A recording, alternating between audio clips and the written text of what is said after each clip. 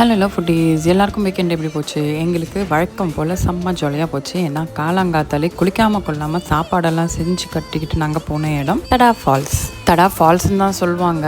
ஆனால் போகிற வழியெல்லாம் சரியான ஹீட்டுங்க. கார் பார்க்கிங் கிட்ட ஒரு டிக்கெட் வாங்கிட்டு அங்கேருந்து ஒரு 1.5 கிலோமீட்டர் 2 கிலோமீட்டர் உள்ளே போய் தான் கார் பார்க்கிங்கே வரும்.